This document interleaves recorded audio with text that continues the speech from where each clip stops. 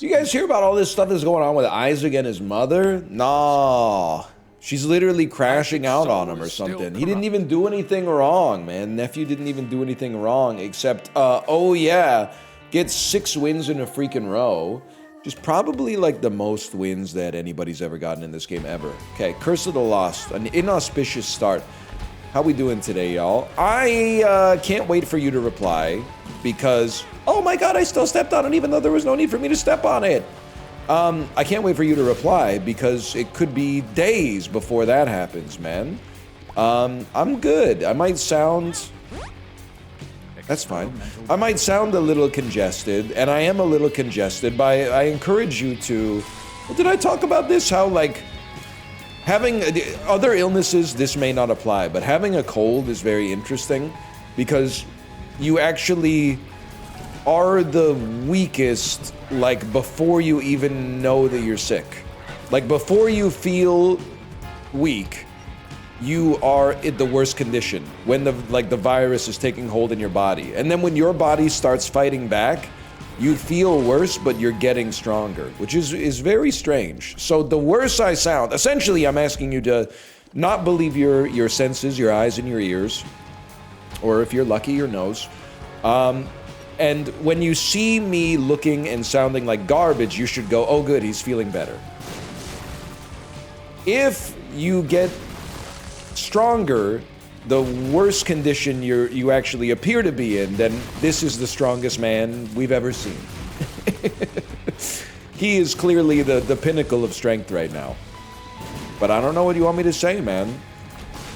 92 sleep score, pretty good ride on the Peloton this morning. I mean, oh, I thought this was something I could re-roll. I thought this was like a Giga Bean or something like that, and I was gonna re-roll it. Instead, it's a Linger Bean. Maybe luck-based when you kill an enemy leaves a cloud or something, right? Instead, it's got me thinking that I'm such a fool for you. You got me wrapped around your finger. Oh! Did you see that? And yes, that is on the Peloton playlist. And you might be saying, how can you exercise with Linger by the Cranberries? Bro, I did a ride to David Lynch's Blue Velvet last week, okay? I did a ride to hundreds of beavers. Like, you're not paying attention if you think I'm not Kino maxing on the bike. Okay, this is so far so good, man. I feel like we're in a solid spot. Reroll still available for the boss. Would like to go to the secret room. If it's not here, we'll probably say forget that, though. Okay, forget that. I would always love... pardon me, just some of my strength returning. I would always love to have 5 cents, just so we have that chance at an arcade, because an arcade can be a really pivotal part of... oh, he's done it. Can be a really pivotal part of... getting like a cascade going that allows you to become stronger than you'd ever imagine. I'm wasting my bombs, and yet I will still use one more. Because I think it's very valuable. 3 bombs to have to hopefully spend less time taking this guy out. Although, to be honest, if I just shot, we probably wouldn't have had to deal with all that. Yeah. Right through the Linger Bean, bro. I didn't know Linger Bean gets bigger over time. Until it disappears. Also, you can sort of shoot it to move it.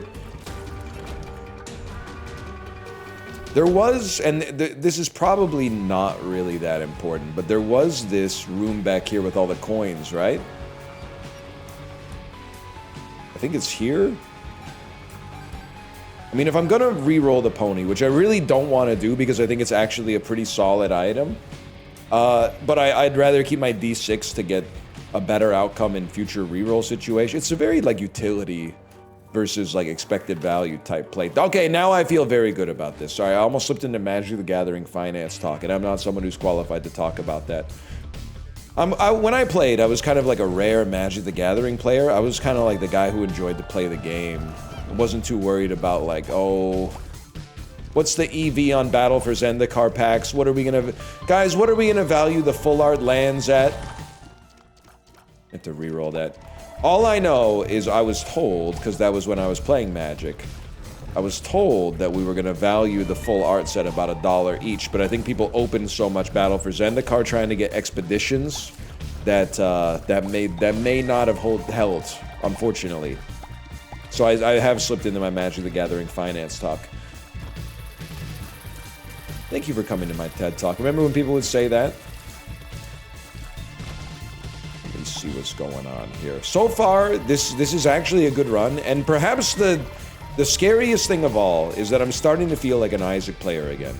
Like, once an episode, there's a play I make where I go, I forgot that you could do that. Like, that one right there, that one, it would have been so easy to take some damage. But part of the reason that I'm not taking damage is because we haven't found a good conversational thread yet. If I get distracted talking about how I watched Splitsville this morning, and you know what? I think I just found the thread. I can already play the tape forward and see where we're going here. Oh, that one stung.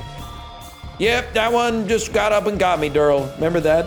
The dude on the Home Shopping Network who bangs the katana against the table and then the blade breaks off from the hilt and it pokes him in the stomach. Oh, there's a tarot card back there. I identified it just by the sound, man. Crazy. So I've been watching... Well, listen. I'm from an era... I grew up watching movies from most eras, but predominantly the 90s and 2000s, because that's when I had the most free time. I was watching stuff that was coming out. We still existed in sort of a monoculture back then, where people would be like, we're gonna go see a new movie. Which new movie? It doesn't really matter. We're just gonna see whatever the theaters are playing. And it was better in some ways and worse in a lot of ways, for sure. Better in the sense that it felt like there were more... Well, I think we want to do this. Original films that were making it to theaters and occasionally making like a lot of money and being very successful in spite of the fact that they weren't franchises or sequels. Much, much worse if you ever wanted to see like a foreign movie or an independent movie, because you would have to hope that the one copy at your video store was not out. You'd have to hope you were the nerdiest guy in your hometown, which, to be honest, is light work for a fellow like me, but not everybody's built like that. I think I would be content to grab this. Crazy as it sounds, let's go reroll the Sprinkler. We could have rerolled the Devil Deal, but let's reroll the Sprinkler. We're gonna have lots of Devil Deal items to work with, obviously. So there's good and bad, but one of the genres I grew up watching that is not made anymore is like romantic comedies. And there's a couple that come out, you know, now and then, but they used to be like one of the dominant forms of media. And I'm not, turn me into Yoda. Yoda getting told an awesome joke. Yoda, after you told that joke that you shouldn't have told, but thankfully he's vibing with it, so you kind of got away with it. Let's put this one down here. I'll blow it up to get the key. I don't care. Huge. Sorry, I feel like I got a sneeze coming on. So this was all a very, very laborious way of saying... Got a little tickle. I can't tell. It's 50-50. I think it's leaving. I think the sneeze is leaving. But I have this, like, key light in my face. It's so funny to have a key light in your face to play The Binding of Isaac, man. Like, what are we talking about here? Pardon me. You know what I am going to do? I'm going to blow my nose really quick. Just give me 1 sec. Check it out, y'all. I'm back. Power of movie magic. So I grew up watching a lot of romantic comedies. They still exist, but less so. But I did watch a good one on the bike this morning. I watched Splitsville. I could not tell you anybody that's in it except Dakota Johnson. I had never seen any of the individuals in it apart from Dakota Johnson in my life, I think. But really, really good movie, kind of a screwball romantic comedy. Imagine my surprise when I go to Letterboxd and see that it's at a 3.4, bro. And you might say I'm drawing a conclusion from incomplete data, but I'm thinking that, because it fits my narrative, I'm thinking romantic comedies are underrated by the masses, man. I feel like people will literally, if I ask them, what's your favorite romantic comedy of all time? And they tell me what it is, they say, okay, maybe I don't know if you call Eternal Sunshine a romantic comedy, but that one may be accepted. They would tell me, and then I would go to their Letterboxd, and they would have given it a 3.5 out of 5. It's one of those genres where, like, the height of the genre is, yeah, that was pretty good. Now, dramas, on the other hand, I'm not going to say they have the opposite problem, because that would imply that dramas are overrated, and I don't think that's the case. But dramas are an example where, like, if a movie is a really, really good drama, people go, well, there's no of course I'm going to give that 5 stars. That was a deeply affecting film. But a perfect romantic comedy can only get to a 3.5. I don't know, I wouldn't say Splitsville's perfect. It drags a little bit towards the end. But 3.4, I mean, like, we're talking, this is like Roofman territory here. Let's be serious people. Moreover, also true about action movies. Action movies, and I'm not like one of those guys who the only movie I'll watch is action movies. You have me confused with, I was gonna say my dad, but that's not really fair. They also watch a lot of British murder shows. It doesn't matter what the show is. It doesn't even have to be British. It could also be Scandinavian.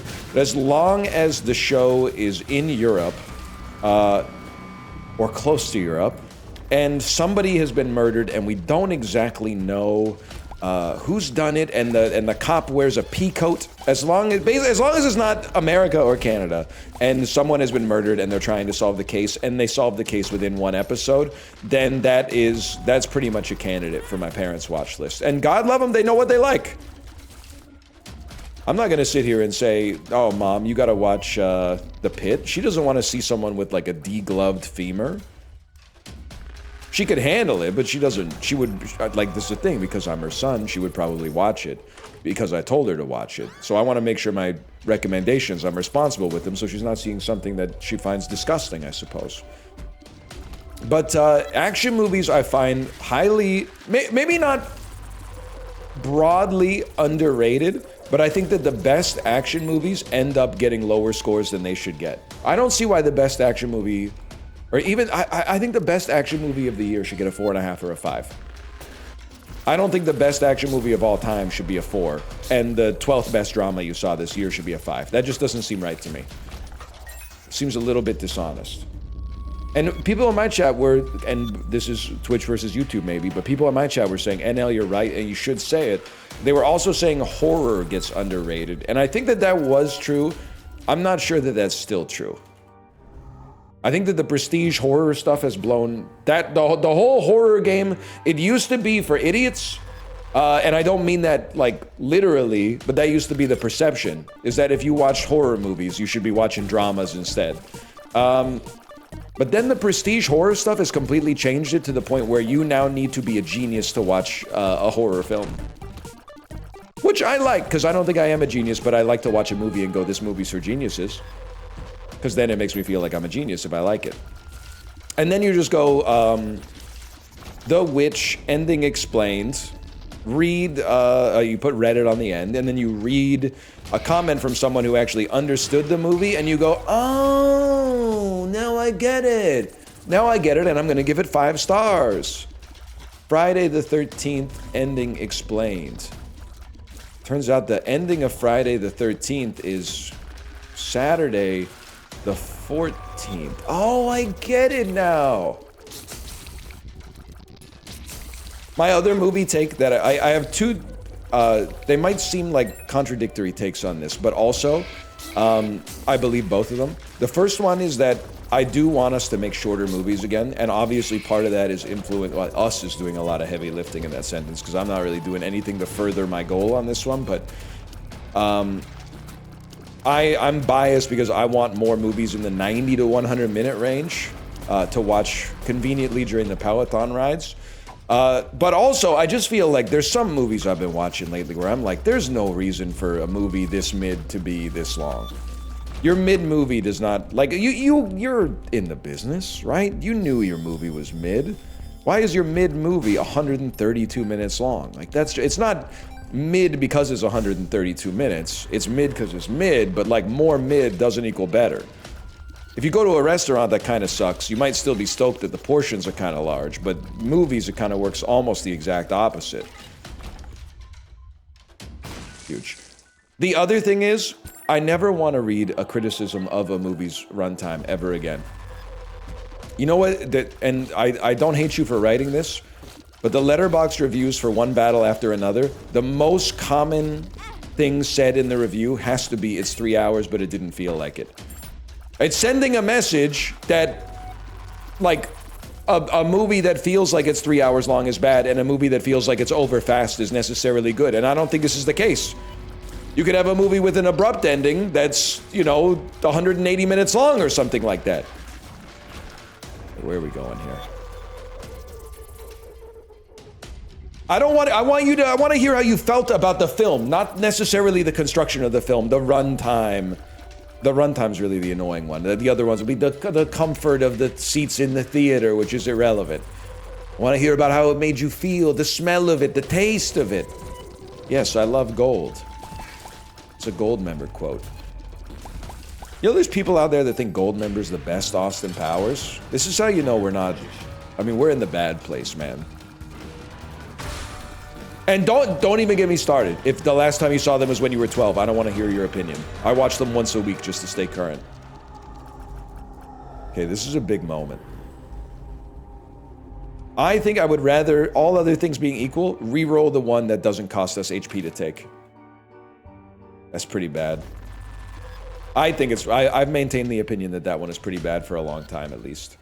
But you are a full battery charge. And I am thinking...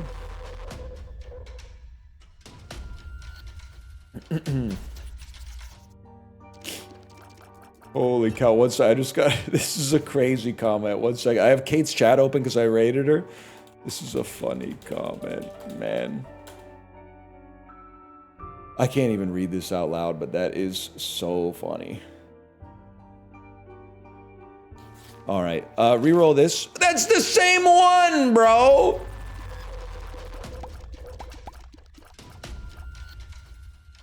That's the same freaking item that I just wanted to get past.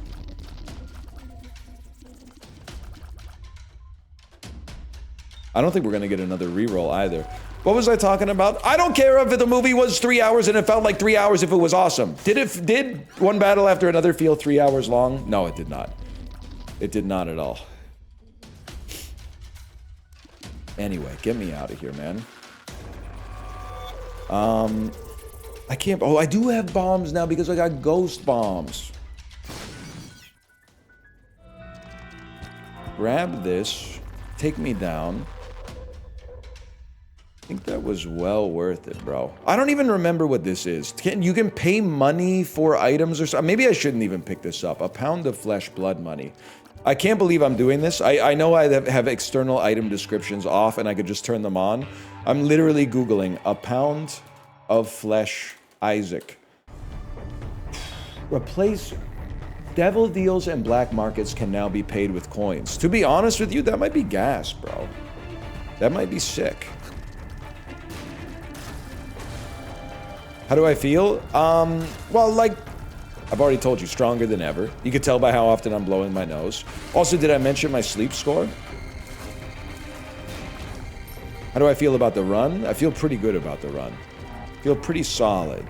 It would be nice to get, I suppose, 1 HP upgrade at any point. But that's... In the world of modern Isaac, I feel like that's a lot to ask for. That's more than any man could possibly need to live a satisfied life. But that's basically what's going on. I'm recording this on a Friday. It's a very busy week this week. Nobody cares, but I have to speak, you know, authentically. It was a very busy week. I'm looking forward to the weekend, bro. Although I will say, sick weekend is kind of a double-edged sword. As crazy as it sounds, sometimes the weekend is less restful. And I know that this is rare, like, or unusual just because of my job. But I think it might be relatable for parents with younger kids too. Because, like, if your job is easier than looking after a kid, holy cow, I got them stuck, then doing your job is more restful than being a parent or doing parenting. So considering that my job is playing The Binding of Isaac and just sort of coming up with stuff to say, and no matter what it is, at least a certain proportion of people are going to be like, you know what? He's got the spirit right, at least. They give you a lot of the benefit of the doubt for the most part. What I'm trying to say, my job is like very, very easy. The weekends are not always super restful because, you know, during the week my kid is at school and I'm playing video games. And on the weekend, my kid is at home and she doesn't want to play video games. I wish she would want to play video games. Instead, it's a lot of like, well, we have some adventures, don't get me wrong. We might go to the cafe or something like that, do a little bit of shopping, but like try not to buy anything, but just kill some time in a store or something. You know, she's got her own activities with the sports and the arts and stuff like that, but there's a lot of time too where, I mean, fellas, am I right? I never thought I'd be peeling and cutting this much fruit in my entire life. And it's kind of nice, don't get me wrong. Like, if your diet is all screwed up and you are not getting 5 to 10 servings of fruits and vegetables a day, you might want to consider, and there's a lot of stuff going on in the decision-making process, but you might want to consider having a child because they consume a lot of fruits, or at least they ask for a lot of fruits, and then they'll eat like a little bit of it after you've chopped a bunch. And then they go, I actually don't want this. Oh my God, it's a black market and I can pay using my phone? I mean, I can pay using coins? Modern world, I'm pleased to meet you. You don't bring me down. Let me see what you got in there. This is not a black market. This is just a free item. That's possibly even... I was going to say even better, and then I was going to say even worse, and then I realized this item, it just doesn't matter. But anyway, then they give you the fruit. They say, actually, I don't like strawberries. And you say something stupid, and I'm going to tell you, dads, we've all been there. You're going to say something stupid like, but you've liked strawberries your entire life, and you just made your first mistake. Because no, they haven't. Or maybe they have, and they forgot. But the important thing is they do not want strawberries right now. What they want is a fruit that you have never purchased before in your entire life.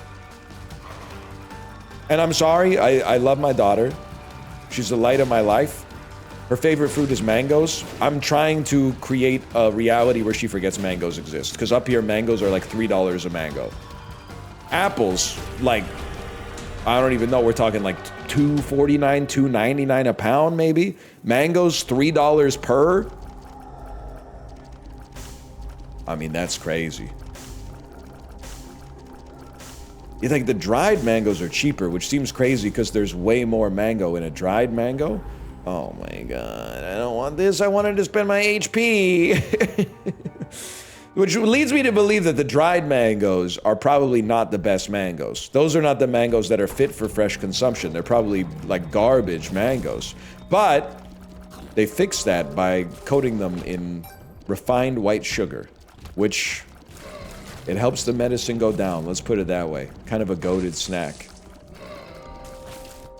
Chicken potatoes going well, y'all. Thanks for asking. Peloton's going, it's all going well. I wish I had more to say. I feel like Mike Glanvin, man. I don't know what to say. It's an old YouTube reference if you're not aware. But I got nothing at all. I'm trying to think of what I even played today on stream. I did the dulls.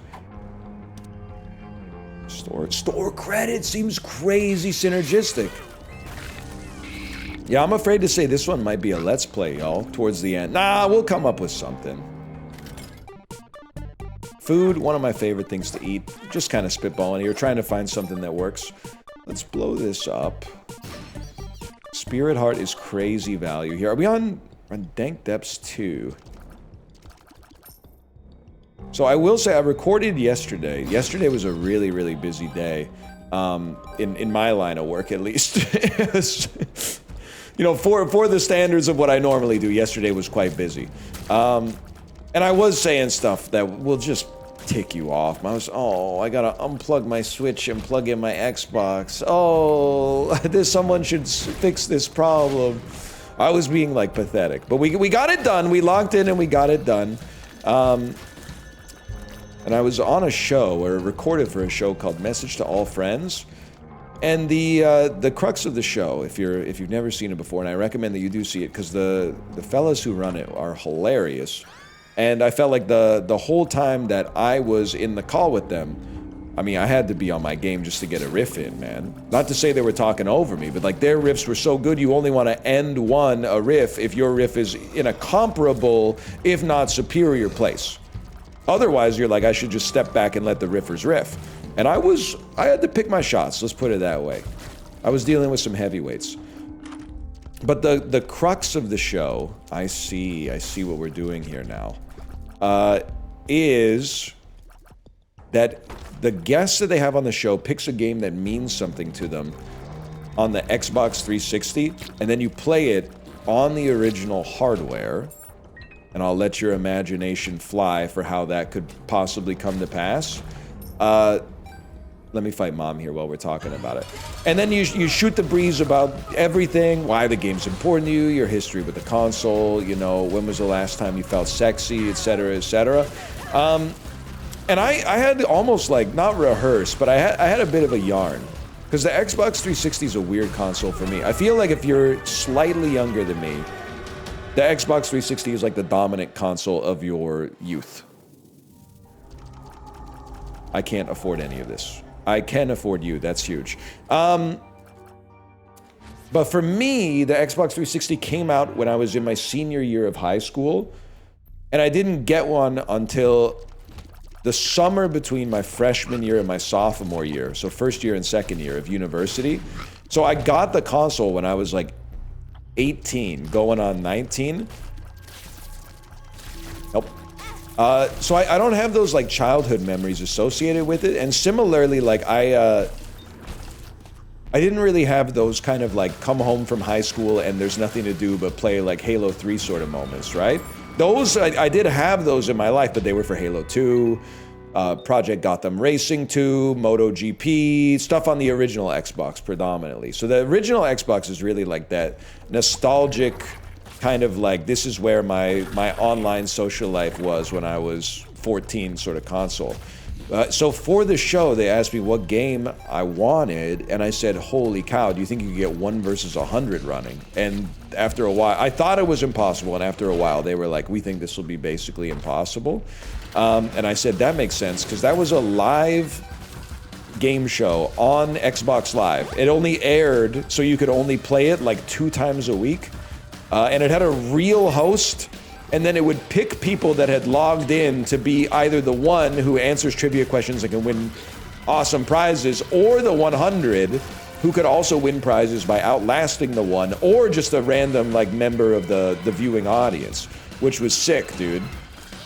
It was a very innovative idea, kind of like an HQ Trivia before HQ Trivia came about. This is what they took from us, by the way. They probably shut it down because it made no money. Also, one time, I won a copy of Mega Man 10. Mega Man 9 or Mega Man 10, when they made a new Mega Man in the retro style. And I never got it, but Microsoft, I hope that's still on your accounts payable, okay? Probably I missed an email where I was supposed to, and I think I also already own Mega Man 9, so it wasn't really that big of a deal, but I hope that's making your system slightly more inefficient to keep that on your books, man. And I'm gonna be asking for interest, and that was like literally 17 years ago. So I'm asking for Mega Man 9 3/4, okay? And I'm not stopping till I get my share. But then I was kind of racking my brain, and I said, you know what? How about Rainbow Six Vegas? Because Rainbow Six Vegas really it was the last multiplayer game I really played extensively with my crew of teenage multiplayer game friends when I was also a teenager. And I had a whole yarn planned, you know? This game for me, like, it came out the last summer that I lived in my parents' house for any stretch of time. I would play it with my friends from high school, back when we were still like, yeah, we're gonna keep in touch forever, obviously friends forever, friendship never dies. Or friendship never ends, I should say. And then, from that point onwards, I lived in like my student housing at university, and all we played was like Rock Band 2, Rock Band 3, Rock Band Beatles, Guitar Hero 2, Guitar Hero 3. Like it was just, and I have great memories of that, don't get me wrong. But this is kind of like a symbolic game. It's like the game exists at the exact precipice from like teenage Ryan to young adult Ryan.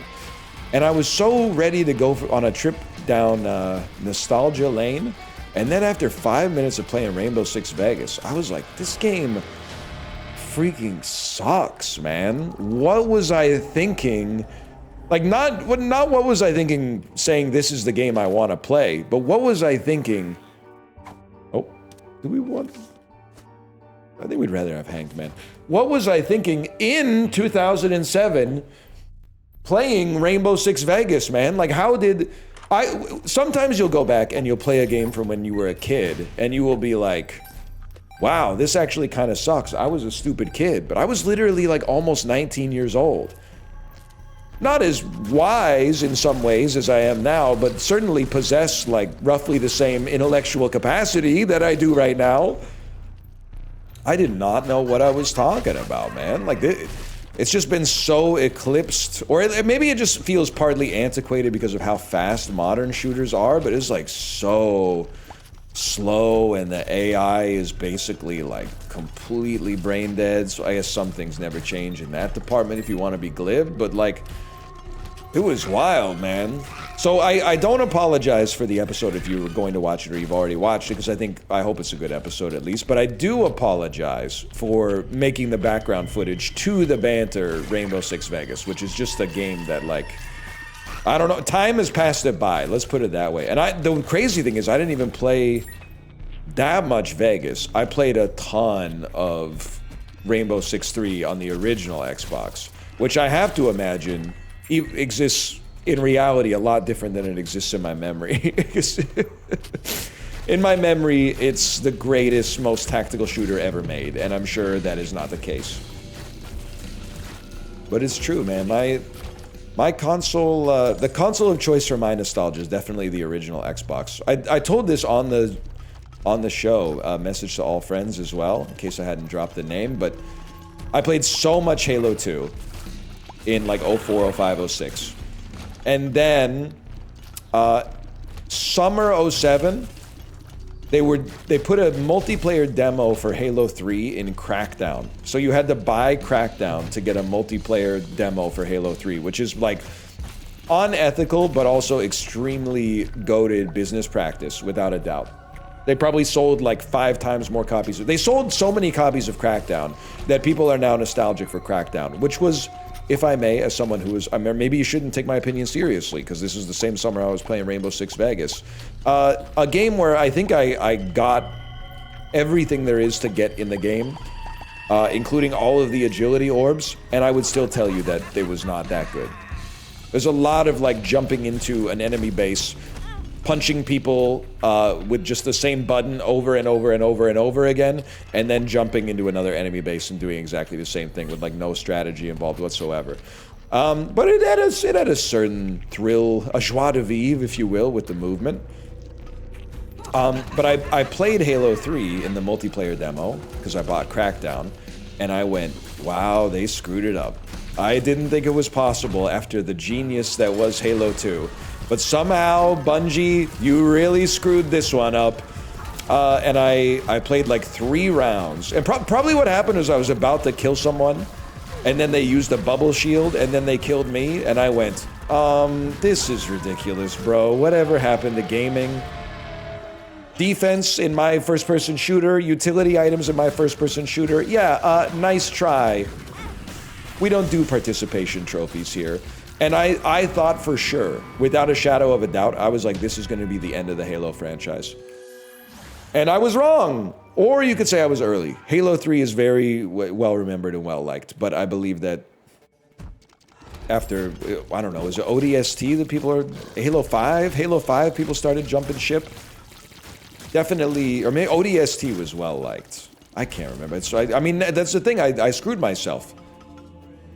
Now, if I had gone a different, if I'd gone a different track in university, I would potentially be a little bit better at playing first-person shooters online. Because really, I'm telling you, the world of online shooters, I changed because I got older and worse, but also the games changed because after Call of Duty Modern Warfare 2, everyone got so much better. Probably because they weren't like playing Rainbow Six Vegas and they were like, wait a second, I'm actually having fun with this. I'm actually having fun with a first-person shooter, so I want to play it more often, and look at that, now I'm getting really good.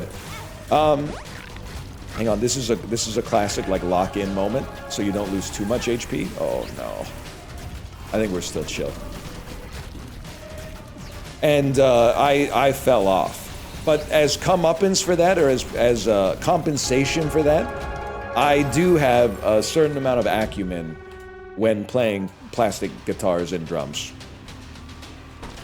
Not so much the microphone, but that's because that one's like real.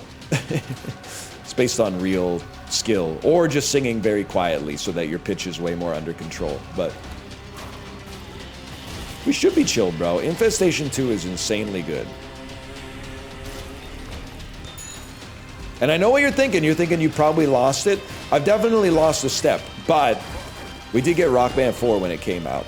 It was like 10 years ago, to be fair, but we did get Rock Band 4 when it came out. I was still at an expert level. I'm not saying Gold Stars FC. I was still on an expert level for sure, despite not having played for a long time. And if you stay in Disney's Animal Kingdom Resort, there's an arcade that has a Guitar Hero machine, and you might be able to find my initials on some of the songs. Maybe on Holiday in Cambodia, you might be able to find me in there. And you might be able to find, it sounds scary, but you might be able to find my daughter's initials on Hit Me With Your Best Shot on Easy. I was pressing the buttons, I just let her strum, which means she might not have been in the top 5 that you need to be in. But she could, one day she could, because we still got the instruments in our little storage area. What a run, bro. Anyway, I'm saying I chose poorly, but I had a lot of fun. I don't think I would trade the experience of being 19, living with like 6 of my friends, and Rock Band 1 coming out with just about any experience. I mean, it's close to the best game situation you could possibly imagine. Maybe like being German and living with 3 of your friends when Settlers of Catan was invented. I imagine that was kind of a wave too. Like, can you imagine how thrilling it was to like trade sheep for wood on demand, bro? I guess we could have done that too. We were too busy rocking out. Nah, we did do that. We did do that a decent amount, to be honest with you. We played a little bit of Catan for sure. Okay, I'm scared of you? I'm not scared of you anymore! That seems awesome. Alright, we're gonna win. We're still gonna win. And we're on to, I'm trying to think of, this is win number 7. So one of my and listen, I wouldn't call it a New Year's resolution, because it's very difficult to have like a metric like this as a resolution. Like, I would feel pretty bad if your New Year's resolution was like win the Australian Open. That seems really hard, man, especially the way Sinner and Alcaraz are playing right now. Your New Year's resolution should be put in a good effort at playing tennis. Take steps to get the best results possible in tennis. But I would be lying if I said it wouldn't make me feel good to get a 100 streak this year. And if I'm not mistaken, I haven't done math like this in a while, but if I'm not mistaken, I was like, I want the Spirit Heart, but I also want to finish the run. This puts us 7% of the way there, which is like not quite half, but you're starting to make some progress at least. For now, thanks for watching. Hope you've enjoyed it. If you did, click the like button. If it's a great deal, subscribe if you want to see more in the future, and I'll see you next time. Later!